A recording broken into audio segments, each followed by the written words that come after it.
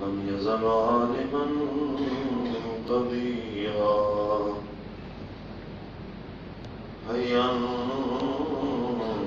قيوما سميعا بصيرا والصلاة والسلام على من أرسله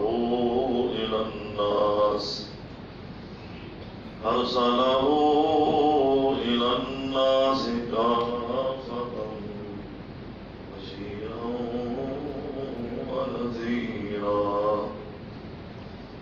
وعلى آله وأصحابه كثيرا كثيرا.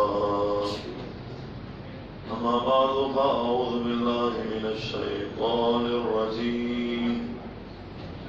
بسم الله الرحمن الرحيم. ومن الناس من يشري نفسه ابتغاء مرضات الله.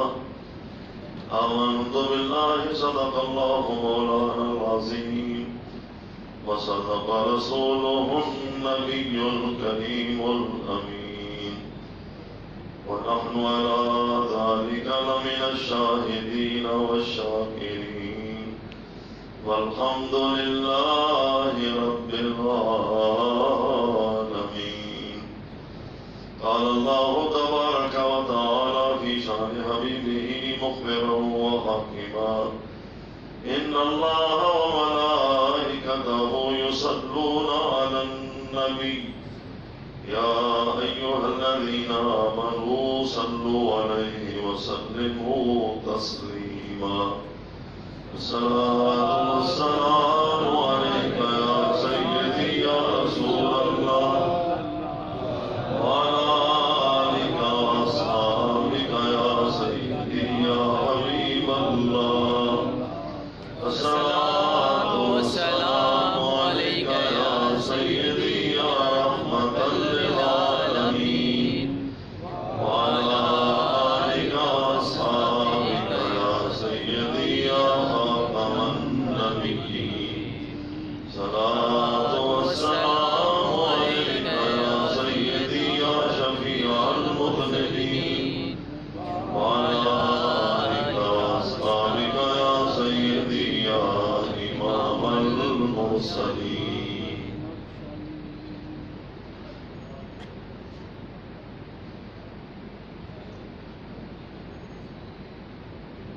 آج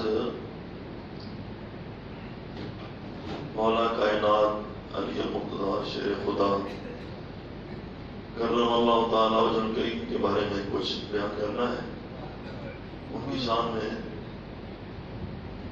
اشعار سننے سے پہلے ایک حدیث پاک سن لیں تاکہ آپ ذوق شوق سے مولا علی کا ذکر سنیں. حضور پاک نے فرمایا کہ ذکر و علی کی عبادتن،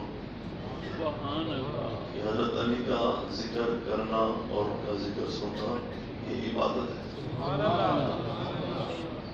اور فرمایا کہ النظر علی وجہ علی عبادتن، مولا علی کے چہرے کو دیکھنا یہ بھی عبادت ہے. سبحان اللہ سبحان اللہ. تو اب آپ کو مولا علی کا ذکر کرنے میں اور سننے میں کوئی ہچکچاہٹ نہیں ہونی چاہیے. چند دن پہلے ایک مبارک صاحب بیان کر رہے تھے کہ میں نے ایک حدیث چند دن پہلے پڑھی ہے جس میں حضور پاک نے حضرت علی کو مولا علی فرمایا. تو اب میں حضرت علی کو مولا علی کہاں کروں گا؟ میں نے کہا بھائی جان یہ حدیث چند دن پہلے کی نہیں ہے، یہ 1200 سال پہلے امام ترمذی نے اپنی جامع ترمذی میں لکھی ہے. تو آپ اتنی دیر کی تبلیغ کر رہے ہیں تو آپ کو بھی تک یہ پتہ نہیں چلا کہ حضور پاک نے مولا علی کے بارے میں یہ لفظ بولا ہے. ہمارا تو بچہ صدیوں سے حضرت علی کو مولا علی کہنا ہے. انشاءاللہ جیسے جیسے دل کا میل کچھ ہے اترتا جائے گا، تعصب کی اینت جو ہے وہ آپ اتار دیں گے تو اسی جگہ پہ آئیں گے جہاں اولیاء اللہ نے ہمیں بلایا ہے، جہاں 1400 سال پہلے سے ہمارے بزرگ جو ہیں وہ لوگوں کو دعوت دے رہے ہیں. تو تو چند اشعار ہیں حضرت مولا علی کی شان میں.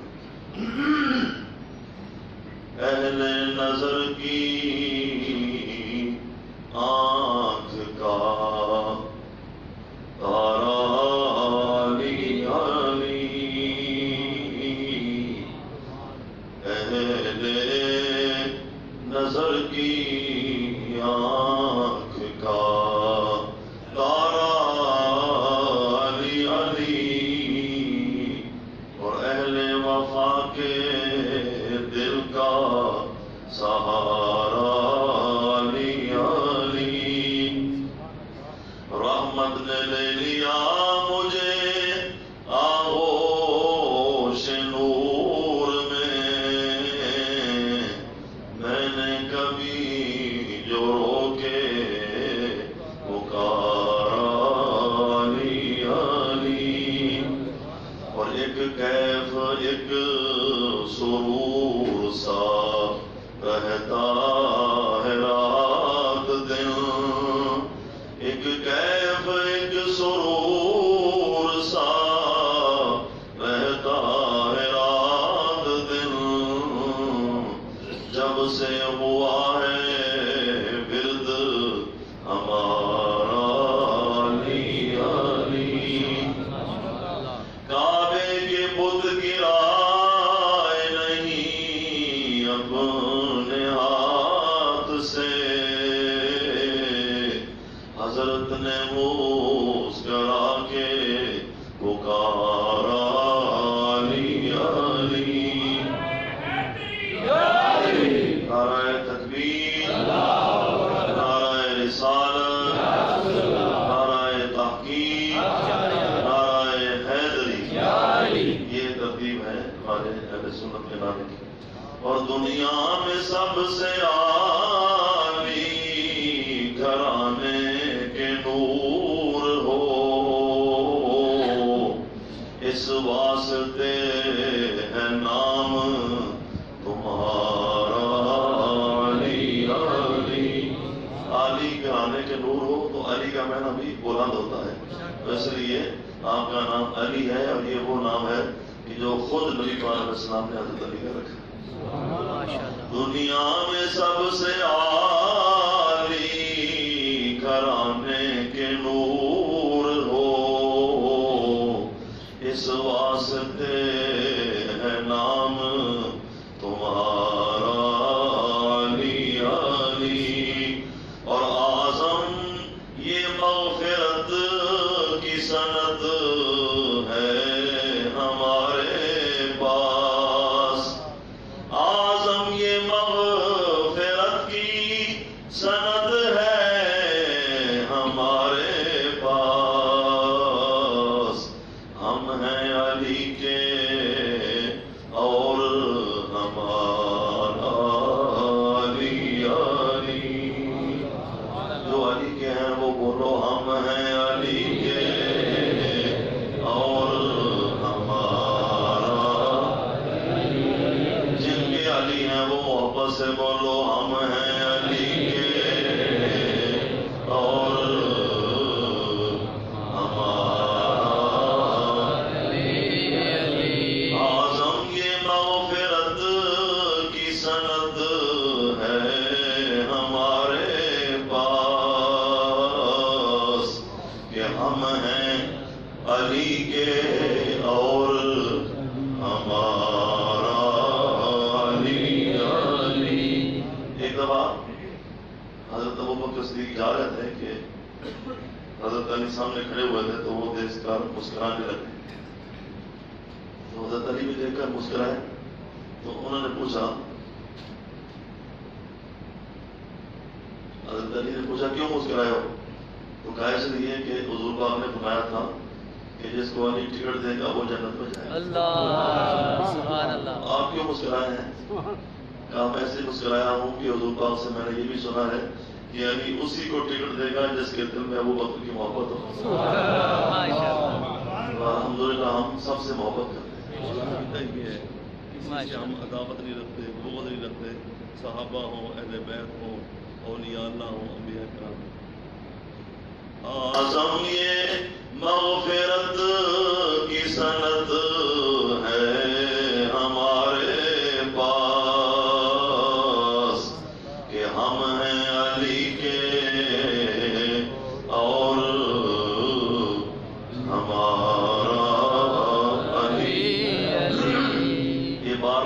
ہی پڑھ رہا ہوں تاکہ سوچو وچار کر لو، اگر کوئی دل میں شک شبہ ہے تو اس کو دور کر لو اور پکے عقیدے سے پڑھو ہم ہیں علی کے اور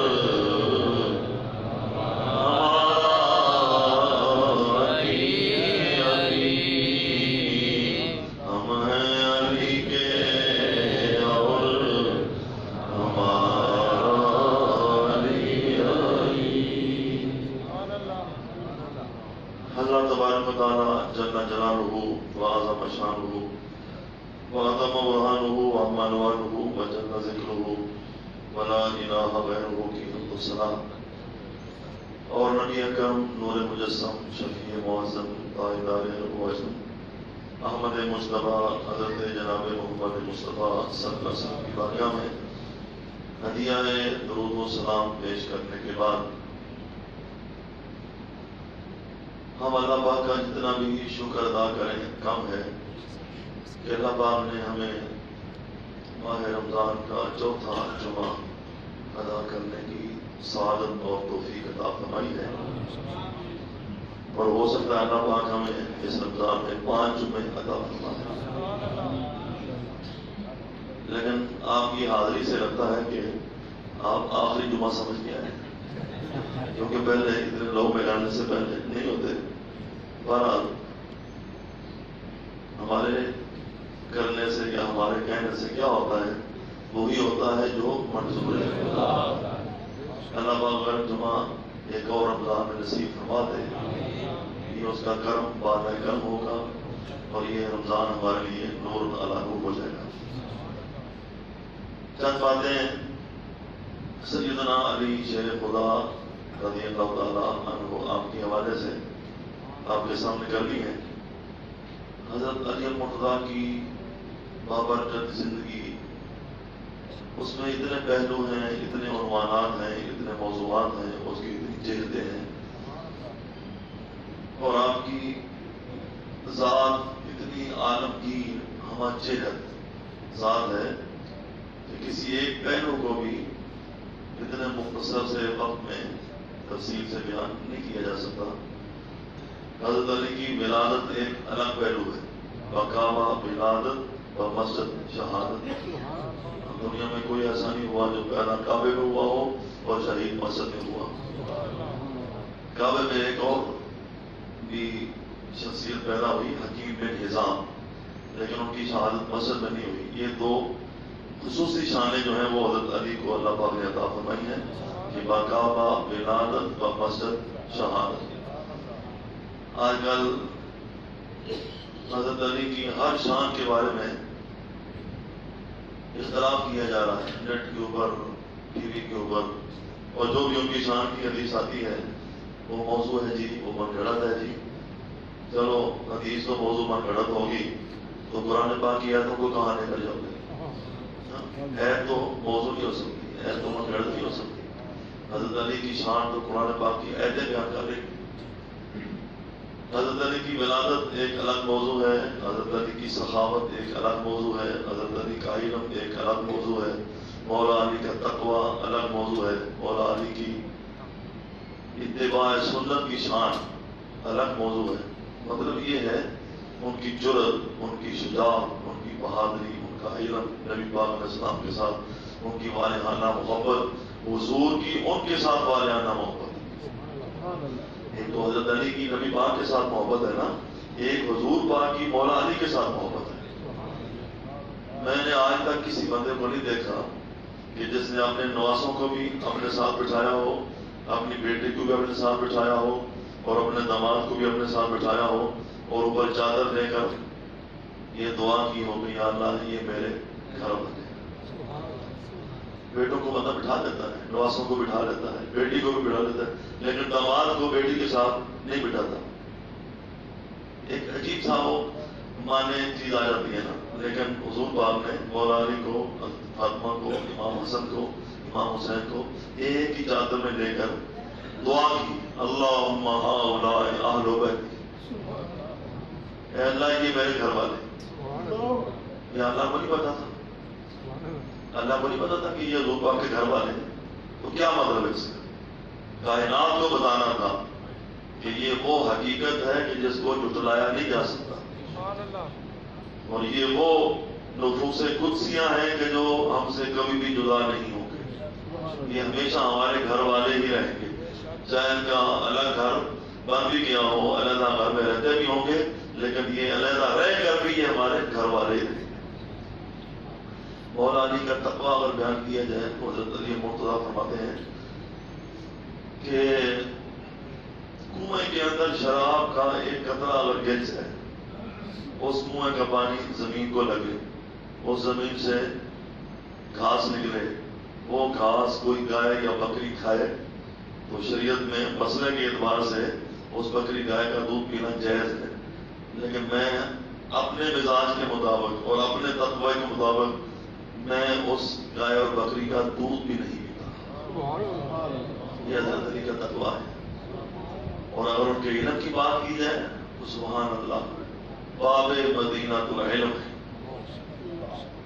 ان کے علم کے اتنے واقعات ہیں کہ جن کو بیان نہیں کیا جا سکتا۔ اللہ توفیق دے تو علماء کی کتابیں پڑھنی چاہیے۔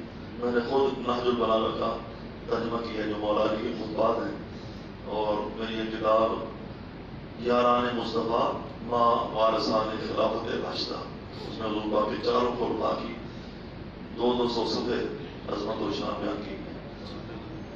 حضرت علی المرتضیٰ کے پاس ایک یہودی آیا، ذرا دیکھیں استدلال دیکھیں، مولا علی کی نظر قرآن پاک کی آیات کے اوپر کتنی گہری تھی۔ آپ نے اعلان کیا جو مجھ سے مسئلہ چاہو پوچھو، میں تمہیں ہر مسئلے کا جواب قرآن سے دیتا ہوں۔ تو بڑے حیران ہوئے قرآن پاک میں یہ تو ہے کہ حضرت علی نے فرمایا کہ اگر میں قرآن پاک کے سارے علوم سورۃ فاتحہ میں ہیں، سورۃ فاتحہ کے سارے علوم بسم اللہ شریف میں ہیں، بسم اللہ شریف کے سارے علوم بسم اللہ کی با میں ہیں، اور با کے سارے علوم نقطے میں ہیں، آنا نقطہ تو بسم اللہ، اور میں وہ نقطہ ہوں جو بسم اللہ کا نقطہ ہے۔ اور اگر میں اس نقطے کی تفسیر لکھنا شروع کر دوں تو 70 اونٹ کتابوں کے بوجھ سے لد جائیں، لیکن با کے نقطے کی تفسیر جو ہے وہ مکمل نہ ہو۔ اور آپ فرمایا کرتے تھے رضینا قسمت الجبار فینا لنا العلم وللجہال مال۔ حضرت علی یہودیوں کا کنواں چلا کے اپنا گزارا کرتے تھے اور خوش رہتے تھے۔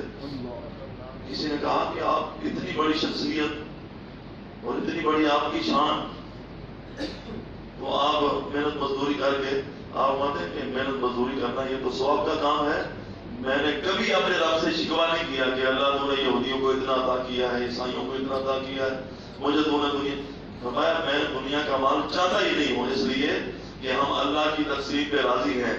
اللہ نے جاہلوں کو مال دیا ہے، ہمیں اللہ نے علم عطا کیا، اور مال جو ہے وہ قارون کی وراثت ہے، وہ فرعون کی وراثت ہے، اور علم جو ہے یہ اللہ کے نبیوں کی وراثت ہے۔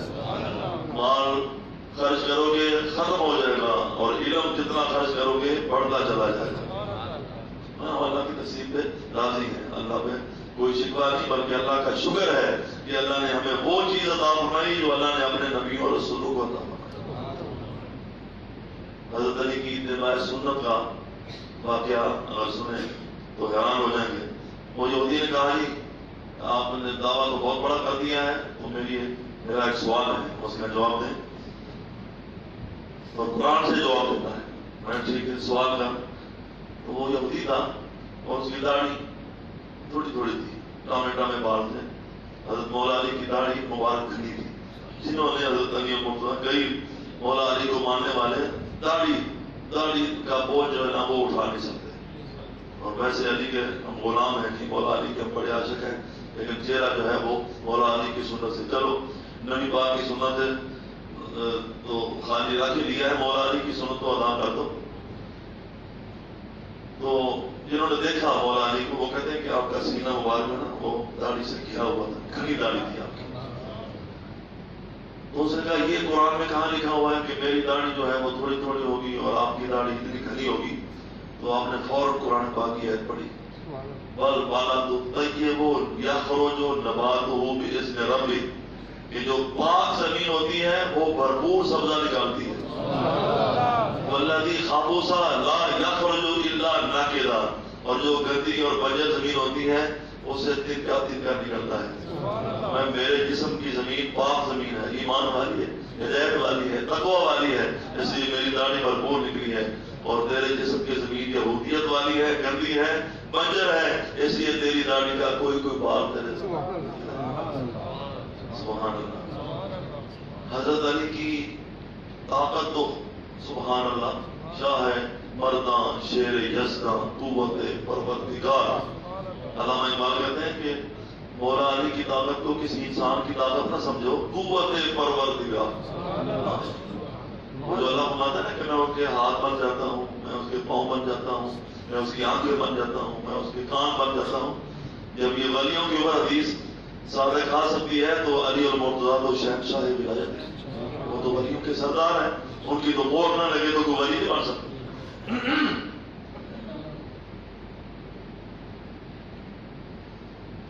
قرآن پاک میں چند آیتیں ہیں، میں آپ کو پڑھ کے سناتا ہوں کہ اللہ تعالیٰ نے جس نبی کو جس دور میں بھیجا، اس دور میں جس چیز کو کمال سمجھا جاتا تھا نا، اگرچہ وہ بادل ہی ہو لیکن لوگ اس کو کمال سمجھتے تھے، تو اللہ پاک نے اس کمال سے ملتا جلتا ایک معجزہ اپنے اس نبی کو ضرور عطا فرمایا ہے.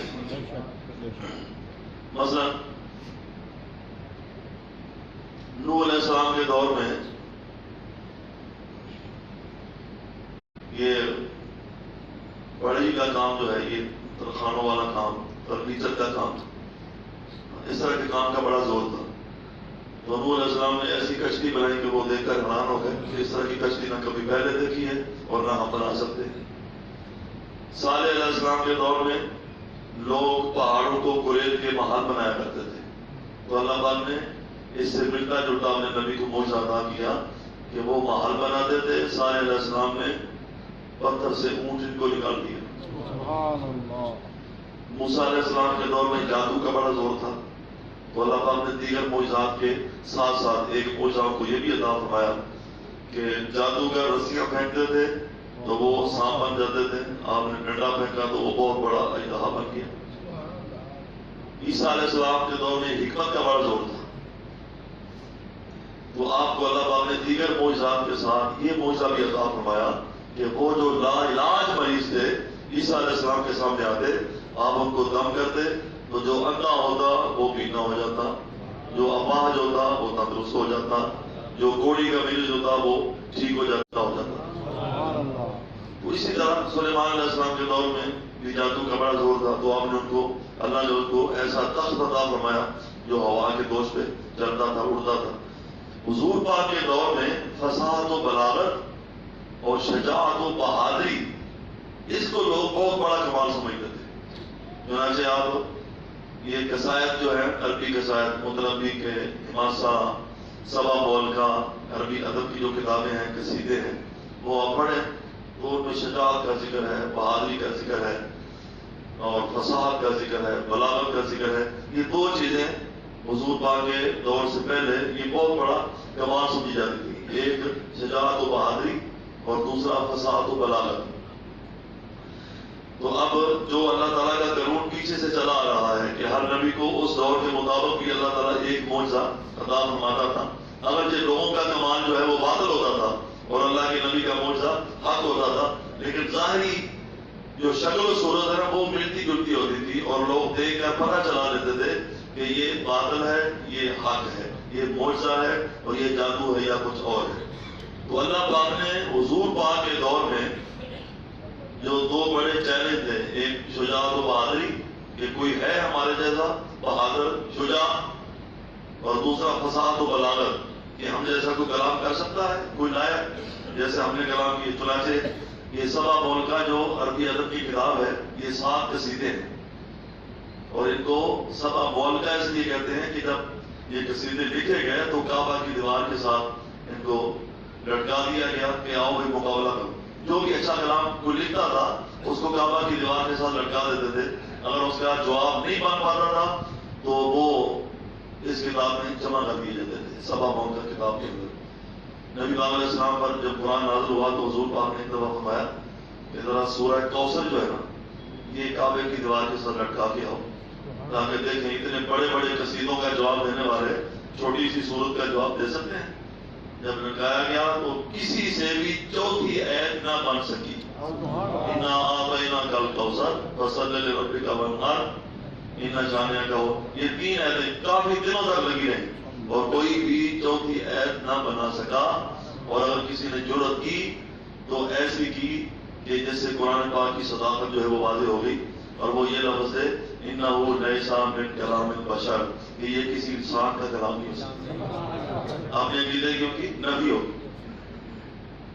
تو اللہ تعالیٰ نے فصاحت و بلاغت اور جرأت و بہادری ان دونوں کمالات کے توڑ کے لیے نبی پاک علیہ السلام کو فصاحت و بلاغت کو مغلوب کرنے کے لیے اللہ نے حضور کو قرآن عطا فرما دیا اور شجاعت و بہادری کو مغلوب کرنے کے لیے اللہ نے حضور پاک کو مولا علی عطا فرمایا.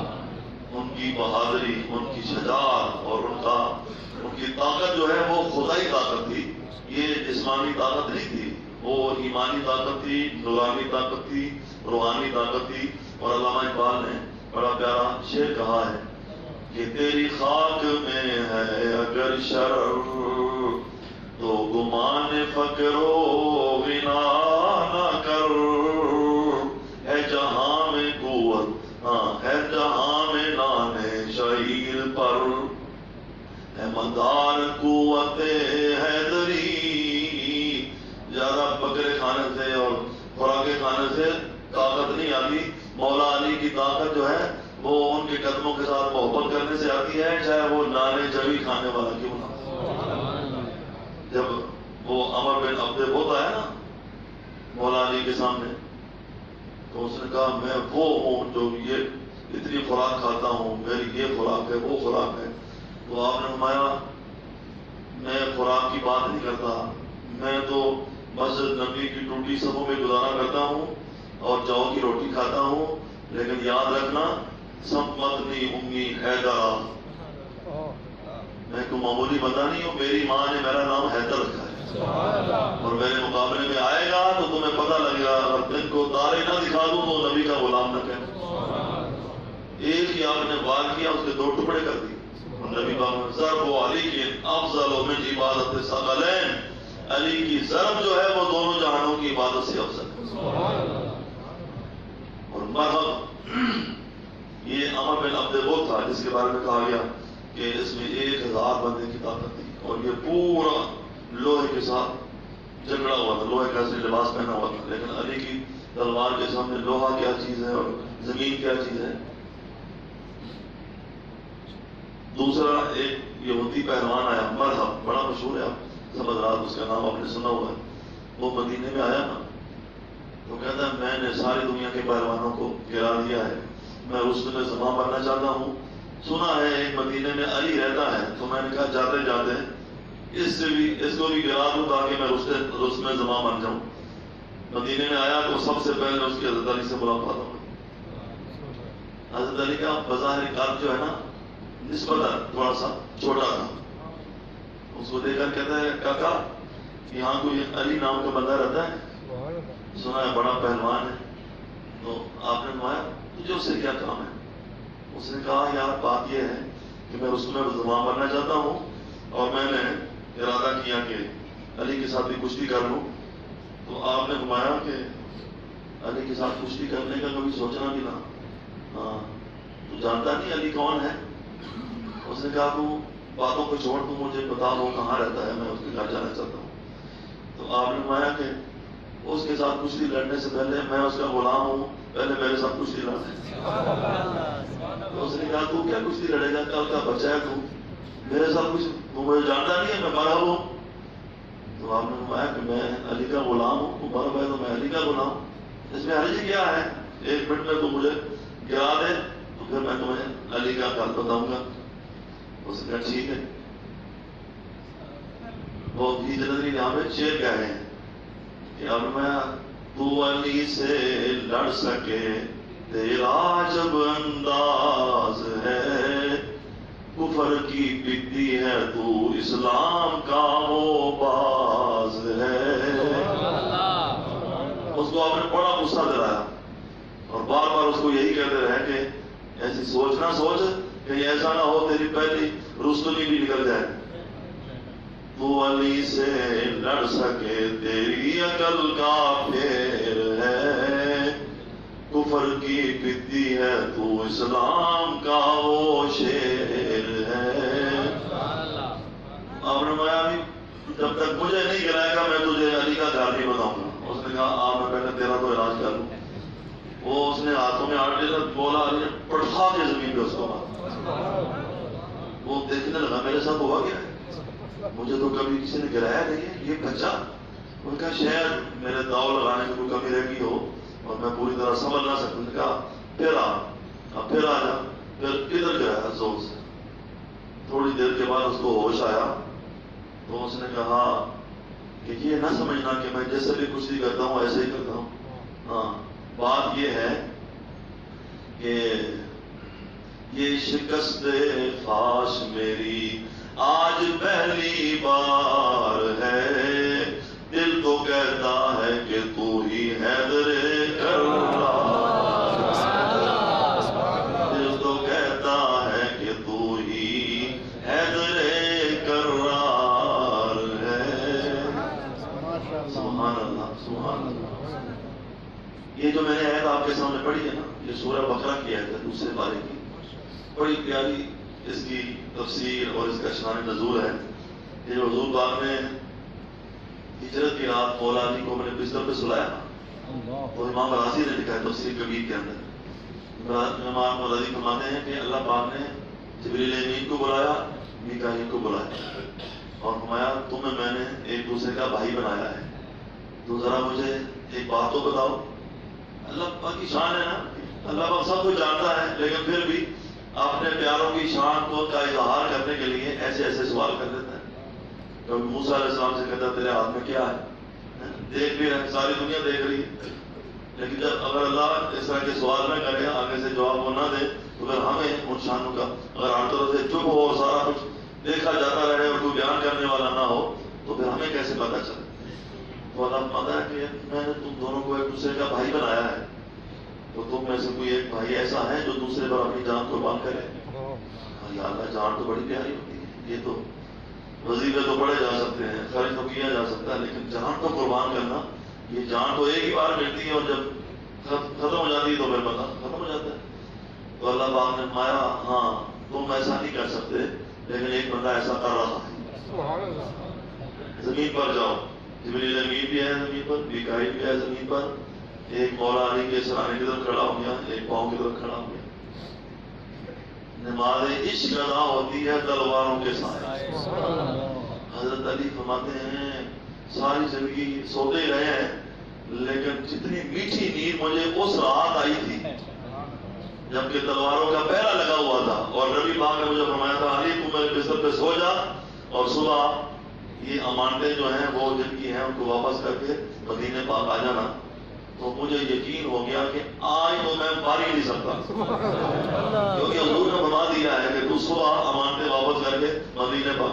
میں نے کہا کوئی اور رات زندگی کی آخری رات ہو سکتی ہے, آج کی رات آخری رات نہیں ہو سکتی, کیونکہ جو تیرے منہ سے نکلی وہ بات ہو کے رہی, جو دن کو کہہ دیا شب ہے تو رات ہو کے رہی. کیونکہ حضور نے فرما دیا ہے کہ علی آج کی رات میرے بستر پہ سو جا اور صبح جن کی یہ امانتیں ان کو